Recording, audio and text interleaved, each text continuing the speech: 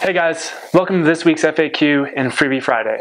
Now, for those of you new to the channel and just joining us, these videos are all about answering your health-related questions. So if you have a question concerning your health, nutrition, something in regards to Chinese medicine or herbalism, or really anything under the umbrella of health and wellness, and you think that we could help you answer that question, all you have to do is leave your question in the comment section below, and we'll be selecting those based on popularity, the questions we feel will be most beneficial to the whole community, and of course the questions that we are capable of answering. Something else really great about these videos is that every week from the comment section we select one lucky person at random to win a free bag of tonic herbs or medicinal mushrooms. So even if you don't have a health related question for us this week, but you're interested in winning some free herbs or mushrooms, all you have to do to be entered to win is give this video a thumbs up, subscribe to our YouTube channel, and just drop a comment in the comment section below. And without further ado, let's get into this week's questions.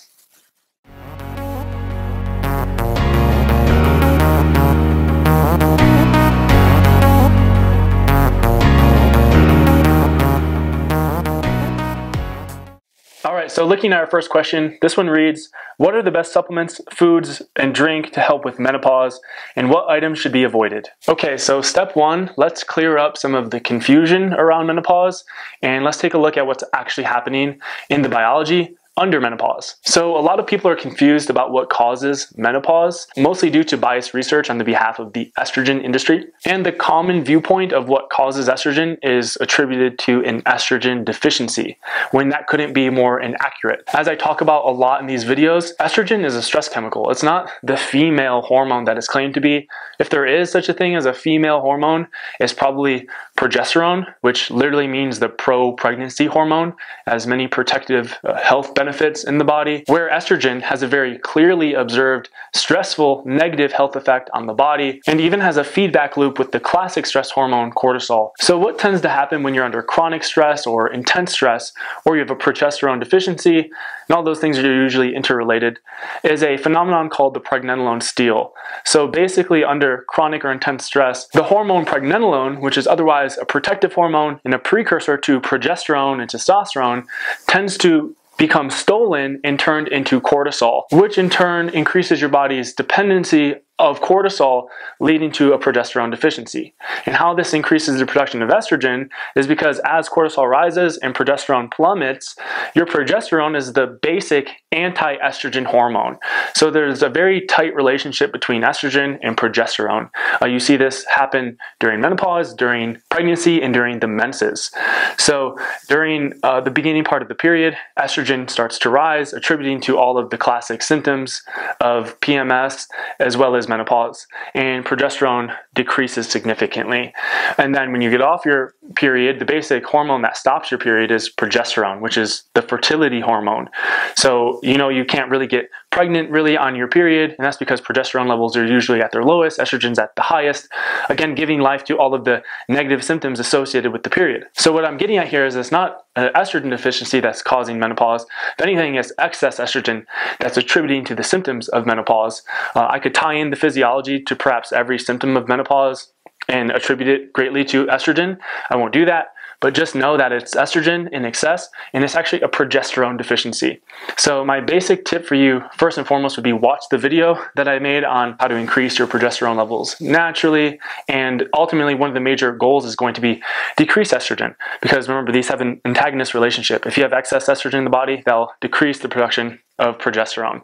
So some basic tips here and now. I would avoid any phytoestrogenic foods and herbs to help with menopause. So you don't want more estrogen, you want less of it, and you want more progesterone. So to reference another video, definitely watch the video on all of the most estrogenic foods, herbs, and supplements. I talk about in detail all the various herbs, the various foods, and the various beverages that tend to contain estrogen or mimic estrogen in the body. But to give you some examples right now, basically all of your foods that contain polyunsaturated fats are estrogenic. So these are things like nuts and seeds, grains, legumes are very estrogenic, and they're anti-thyroid, so they're goitrogenic, which would also increase estrogen because thyroid generally opposes estrogen. So one of the major reasons estrogen starts to elevate chronically in the body is because of low thyroid hormone. So any foods that are going to suppress thyroid function are also worth mentioning. So goitrogenic vegetables vegetables like cruciferous vegetables, broccoli, kale, cauliflower, when not cooked, consumed raw, are very anti-thyroid, suppress the thyroid, and would increase estrogen as well.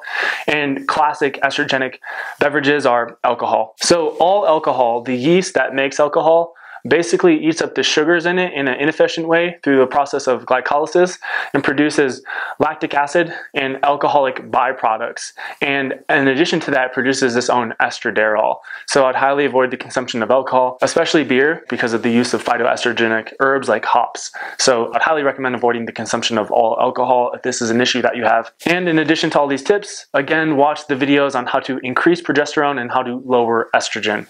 All right, so that brings us to our next question. This one reads, are tinctures more effective than raw herbs and mushrooms? Okay, so that's a pretty straightforward question and answer. The short answer is yes.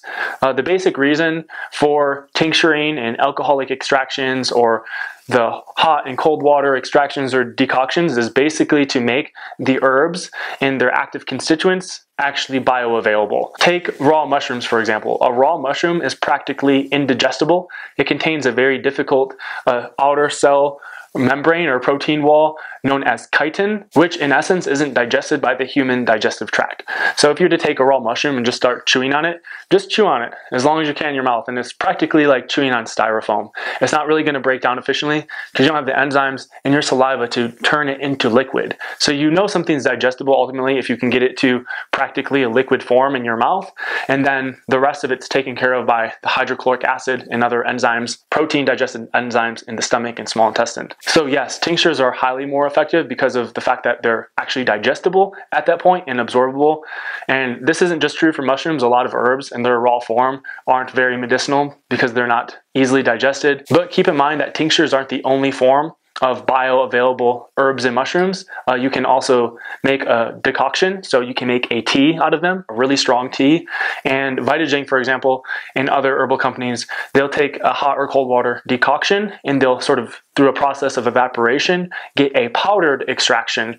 But you're going to want to ultimately get your herbs and mushrooms in at least one of these forms. In some cases, dual extractions are best. So that's an extraction of both alcohol extraction and water extraction, which extracts different soluble constituents. So some are alcohol soluble, others are water soluble, some are fat soluble. So really, one major part of herbalism is really knowing the science or the chemistry behind the consumption of these things. So it's, it's not just taking the herbs and identifying and knowing this property. There's sort of a chemistry part of it where you have to know how to break it down. For example, curcumin and turmeric is most available through the absorption of fat. So it's a fat soluble constituent. All these things are really important to know, but for the most part, through some sort of extraction process, you're going to at least get the majority of the active constituents. And I wouldn't really ever recommend taking any sort of herb or mushroom in its raw form. All right, so that brings us to our third and final question. This one reads, hi Nick, does the winter season affect metabolism? I find myself putting on a few pounds, unfortunately not muscle, even though I eat and exercise the same way. And if, what can I do against it? Thank you. Okay, so again, the short answer is yes. The winter definitely affects metabolism. Keep in mind that your metabolism, although a very complex system, ultimately is about producing energy, and that energy is really sensed by two factors in your body, your pulse rate and your body temperature. So generally speaking, the faster your metabolism, the higher your basal body temperature is going to be. And when you look at winter, not only is it cold, which will affect your body temperature and metabolism.